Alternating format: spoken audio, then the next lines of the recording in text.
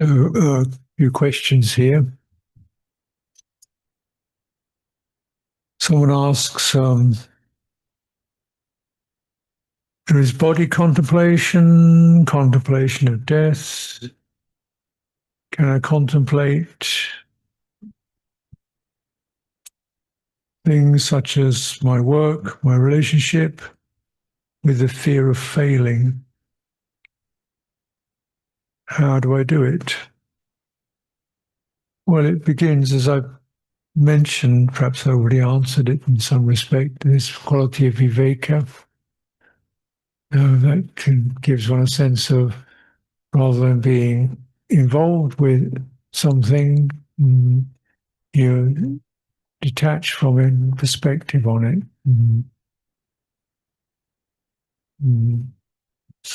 So, for example, you can do any number of things with the body. You can step back and, okay, then you means in a way this bonding to experience is what creates the identity with them.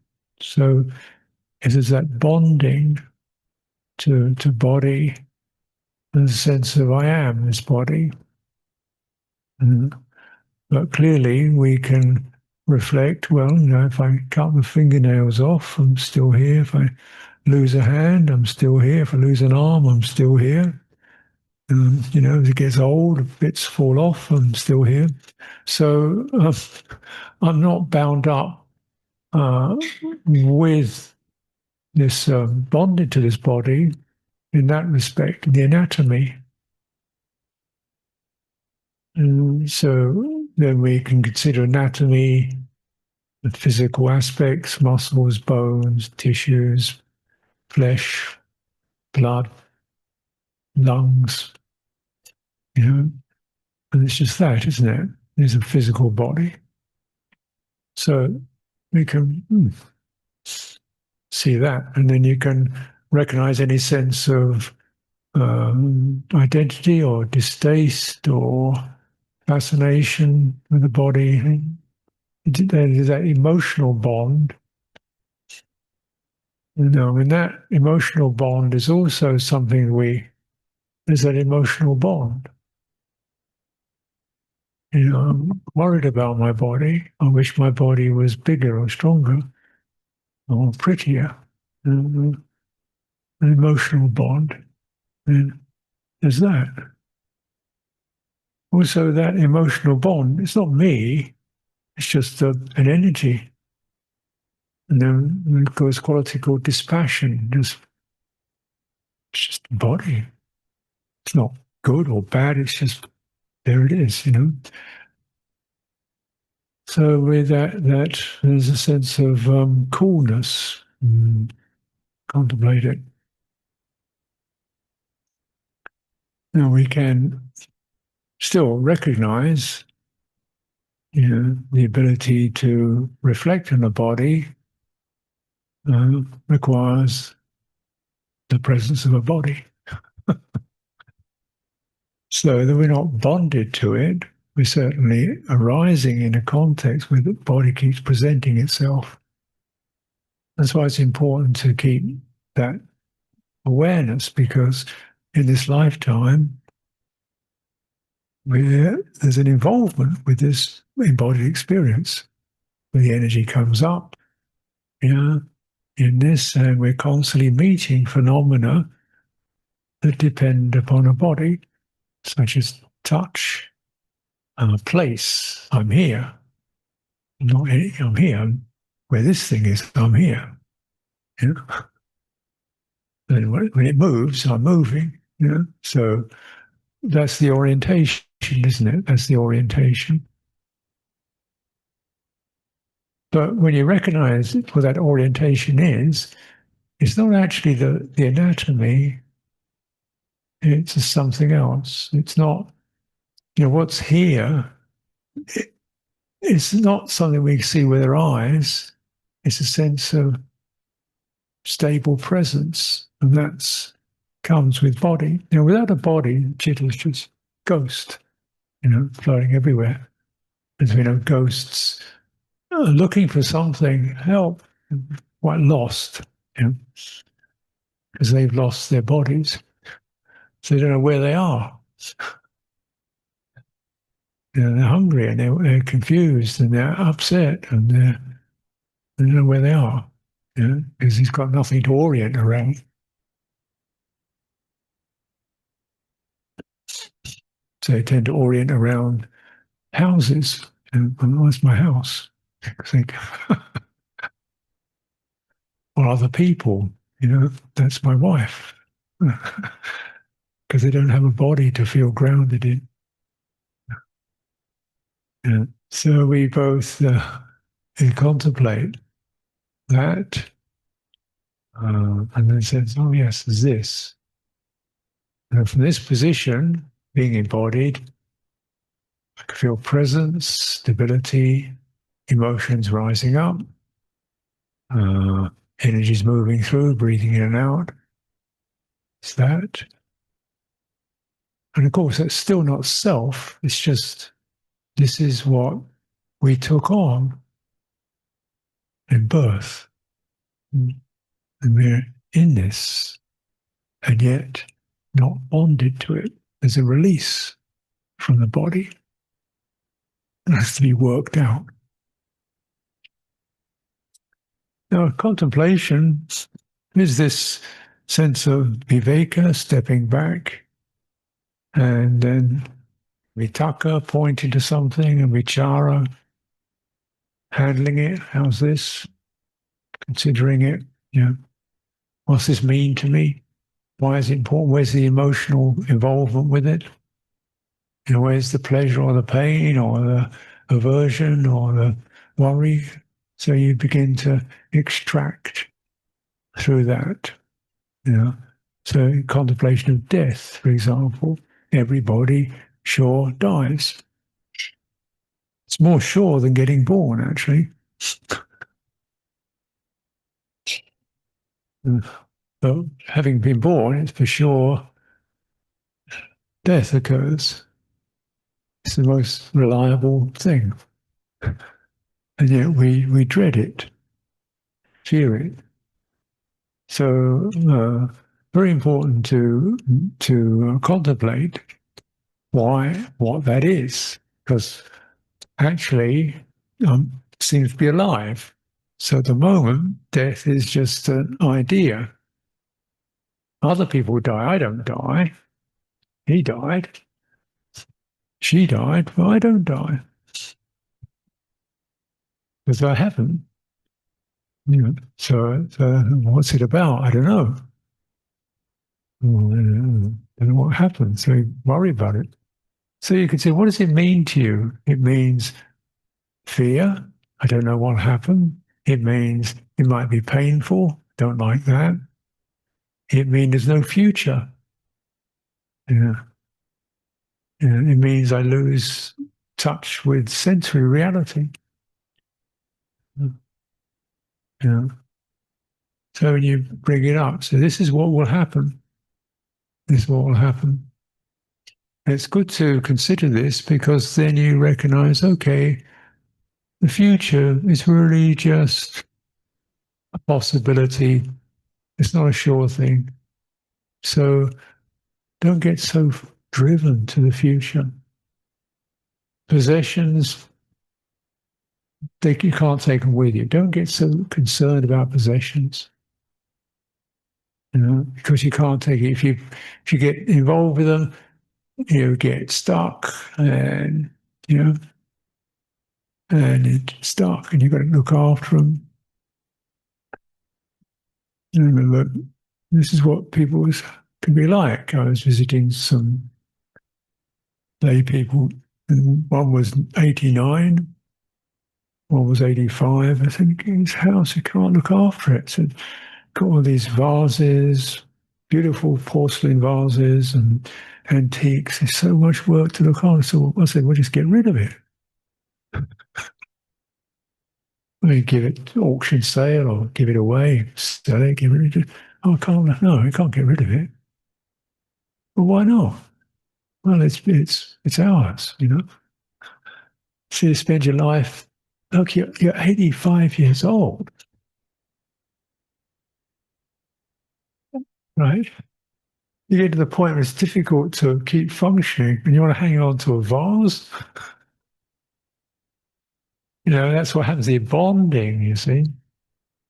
It's this bonding. There's nothing wrong with a vase or a chair, but the bonding means it becomes what I am. It makes me secure. That's deadly because your mind is always into that you must lose. You've got to lose it. So you're being pulled over by this stuff. You see it, you think, cut it off quick, or it kills me, strangles me. So then also, so you consider, okay, let's get right back into the heart. You got any grudges? You got any grumbles in your heart? Grudges? I don't like him. He doesn't. You better deal with it. Otherwise, you take that with you. Okay, right. She did this, she did that. That was 25 years ago. And you're still with it. It's 25 years ago. And you're still going on about it. Don't you think it's time to let it go? And, the grudge keeps me alive. I'm never going to forgive you. Yeah. So, people are like towards the end of life, 80 or 90, still resentment. Pathetic. Yeah. So, yeah, she did that. I didn't like it. It was bad. But what can you find that pain and then contemplate the pain of being offended or treated badly? Vicharana, contemplate. There's pain. Pain doesn't belong to you. Can you lessen the bond to pain by just open the heart, accept the presence of pain, rather than always scratching at it? And then, okay, everybody offends somebody. Everybody says something stupid. Everybody, it gets hurt. Everybody. Where's the me in all that? What's so special about you? You're the only one who ever got treated badly in the entire history of the human race. Everybody gets it. Get over it. And you've probably done it to somebody else who's never going to forgive you. So you do the thing, then your compassion. We all make mistakes. And that warm-hearted enough, and then you can let it go. So you contemplate these things. Now you can contemplate death. You can contemplate what's happening in your heart. And if you're coming to reflect upon death, as you recommended to, what do you want to take with you? I'd like to say thank you. I'd like to take that. I think thank you. Say, I'm sorry, I did make a few mistakes. Sorry about that. Thank you. Yeah. And, yeah. And take your virtue with you. I've learned something. I've learned truthfulness. I made mistakes. I learned from them. I've learned loving kindness. I've learned gratitude. I've learned forgiveness. Take that. Sadhu. So you clean your heart every day. Otherwise, all this stuff gets stuck in it. You contemplate your job. Again, We get very much identified with it because, in a way, that's what work is about. Really take your work seriously, get involved with it. You can become better, you get promotion, you're a good director, secretary, dentist, whatever. That's what you are. No. And then you contemplate, what's the bond? Where's the bond in that? Where's the grip in that? Mm. Mm. And so, no, this is just the gift we have as humans is we can choose to direct our skills elsewhere. We can choose. We don't just have to live on instinct. Animals, they've just got to get food, mates, shelter. We got choice. We can say, I'll go this way. We're a special creature. So then, okay, what I want to do is help out. Very good. I can do this. At the same time, maybe I'm not so good at it, or maybe there's a time when I'm losing capacity. Let it go. A friend of mine, his father worked for a big engineering company, and he was the manager of this big engineering company of a division. And they said, "Oh, we're shutting that division down because of cutting cost." And he couldn't take. He hung himself. He just couldn't bear losing his job. And his whole life had been based upon this job. Without it, then he hung himself.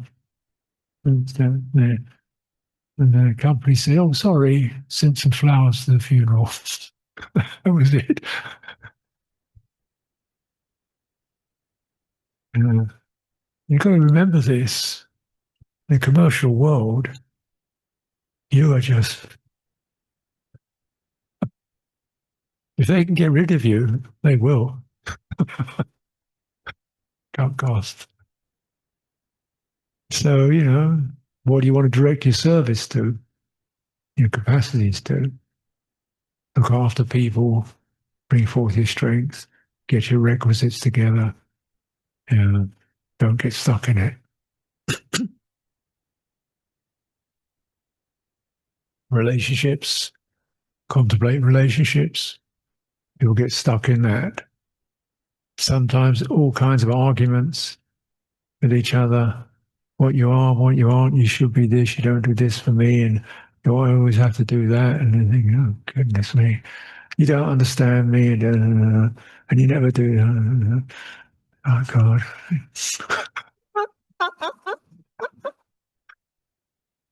why keep it going?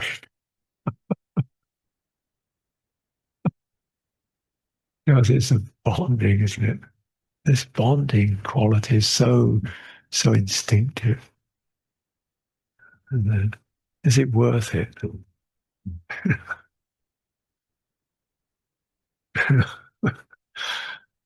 um, so we say, if you find someone you can space in your relationship means I can talk to you, we can agree, we can disagree, and that's yeah, okay.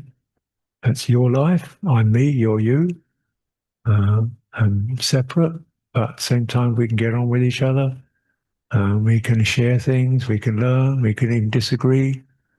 There's a sense of space, not asking you to belong to me. Don't belong. Why do we bond? Why is it that identification? We want to belong to something. What does that mean? Belong to something. I feel secure. I know who I am. I can guarantee the future. Can you? Can you guarantee the future? Are you secure? If that breaks down, as it will do one day, how secure is that? Does it make you secure? What do you want to belong to? Belong to Dhamma. Belong to truth. That doesn't break down. And there I am. That's who I am. I belong to virtue. I belong to clarity. I belong to goodwill. That's where I am. I'm not in all this. I'm here and I'm involved with all this with dispassion, with detachment, with discernment, and I choose. That's the gift, that's the practice of contemplation.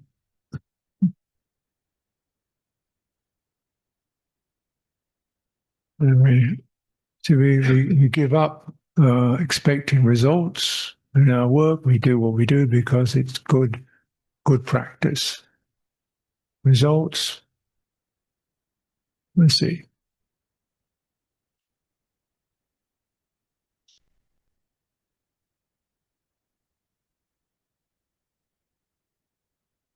So I mentioned during Qigong making a circle with the arms and concentrate within the ring of arms.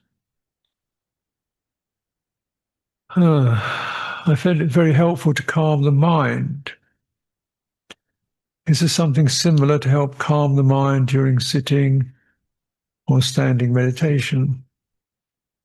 You can do much the same. It's not really constant. It's sort of, so if you're sitting still, you can feel there's something stable here, and there's something breathing here, something moving here. We come to the skin. I know I have skin. There's a tingly sense. And then what's beyond that?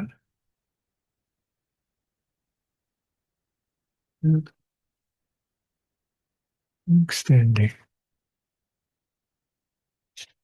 Because there is something, isn't there? It's called nothing. There's space.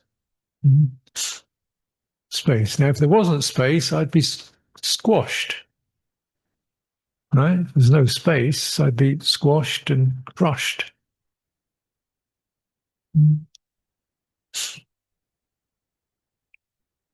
But there is space, otherwise it would be squashed and crushed. That space is an essential, important aspect of being embodied. You can't walk without it. Right? You think walking requires legs. You can have 100 legs. You don't have any space. You can't walk. Right? So the space is very much. You can't say it's part of your anatomy, but it's part of your embodied experience. You're embodied within space. Now, of course, it doesn't have sensation in it. So I can't be. No, but you can feel the openness.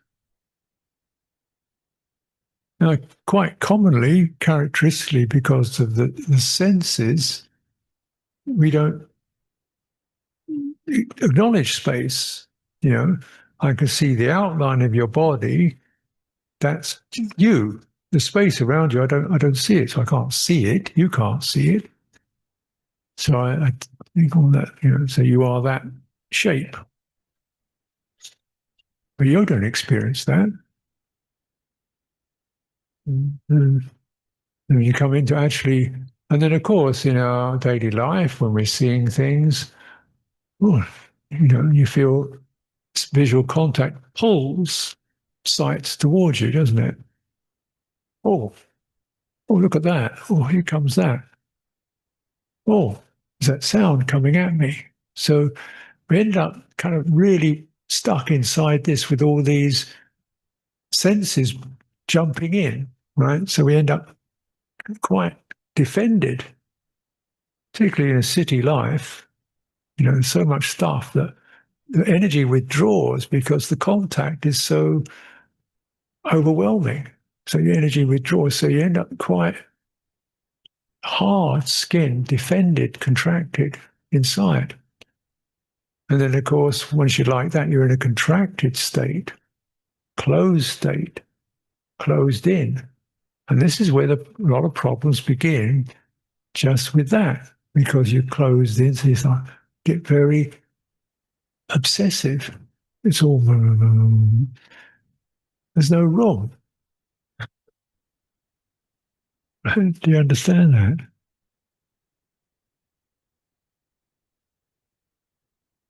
Because your energy's contracted. If there's open space, energy's not contracted, everything calms down. You know? So when I visit cities, I visit New York, and see, and when you visit New York, have a conversation. It's like that. There's no space between the words. It's just because everything is really sharp. Then you go to somewhere really where there's a lot of space. People say, "Yeah,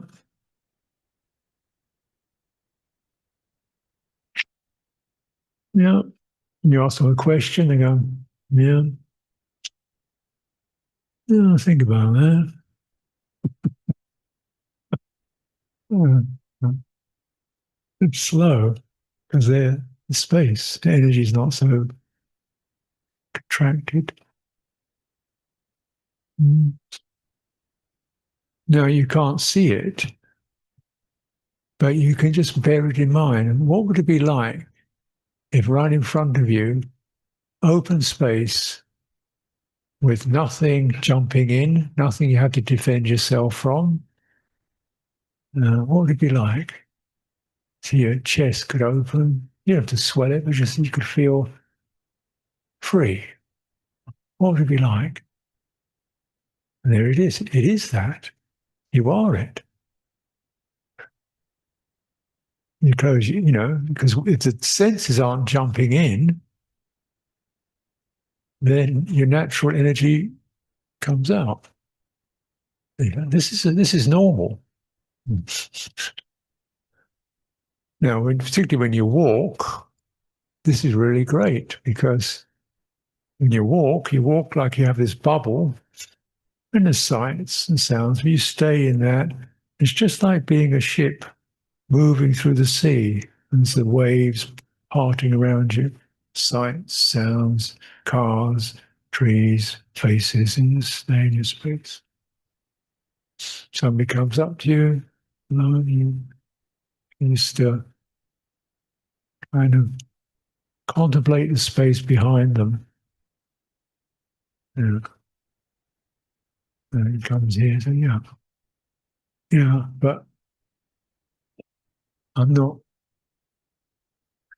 So that cools the responses to things.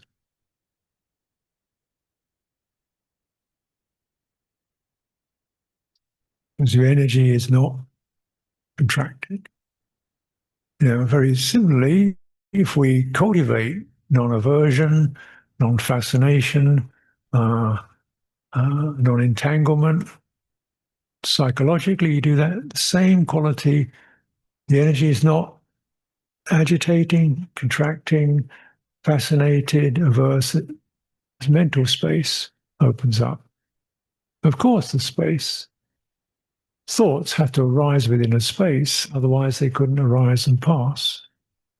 So it's the involvement that reduces the space. Yeah? You understand? The involvement, the bonding.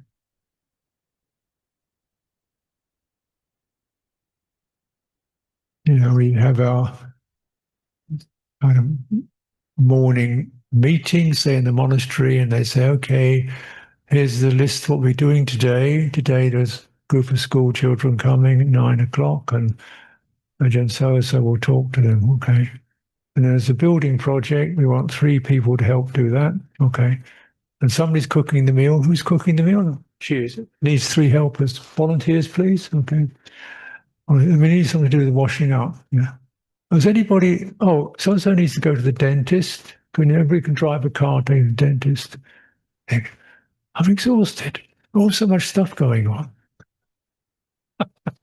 Because all the information it's condensed and you feel overwhelmed. But it's just thoughts. It's just thoughts. It's just movements with various degrees of emotional agitation. That's all it is. Nothing happening, really.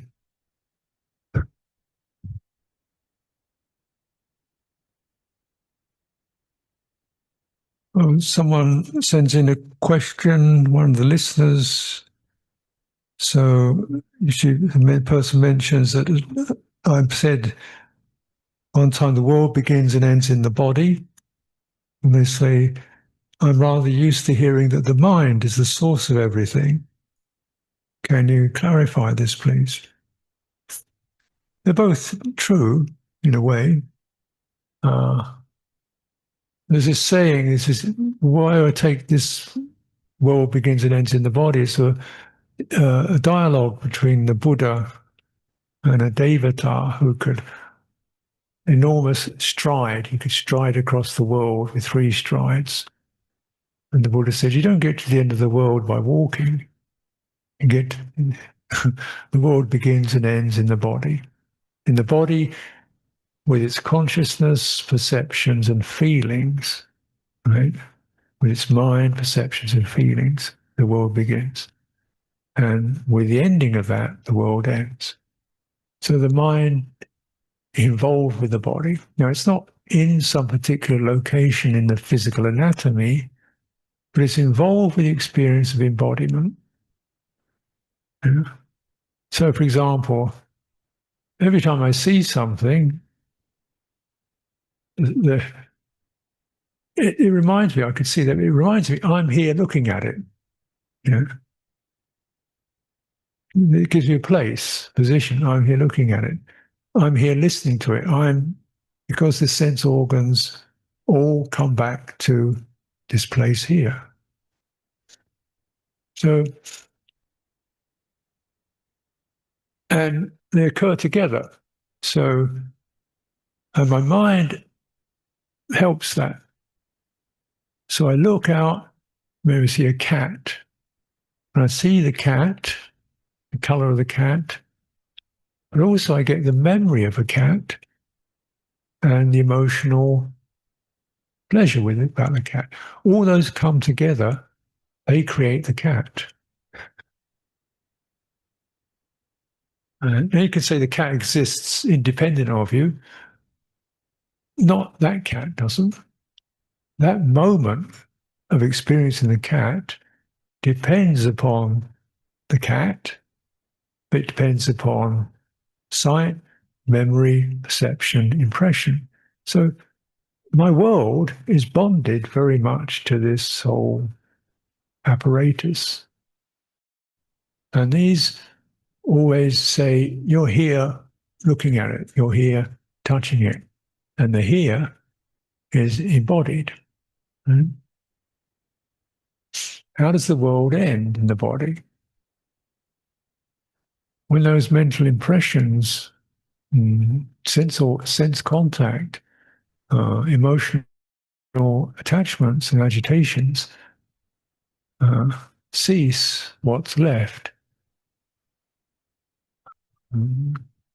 You touch the deathless in the body. It's not in the anatomy, but that sense of presence, that sense of presence is open, undisturbed, not bound up with sense consciousness. Mm. That's what's meant in this teaching, or this particular instance, by body. It's not a physical body, it's a sense of embodied presence. Mm. So this is, perhaps it takes difficult to understand. Mm. Till you begin to examine and explore What tells you you have a location? Close your eyes. Still here.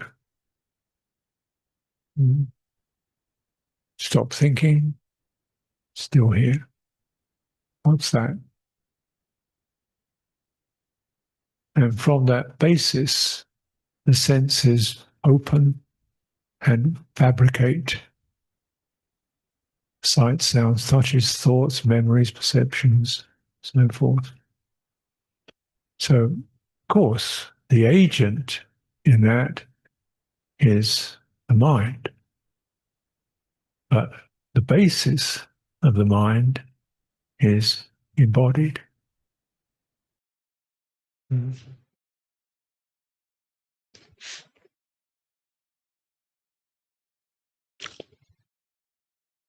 Well, there are a few questions, but it's probably enough to consider this evening. And I'll tackle some of these tomorrow and anything else that I can manage. Thank you.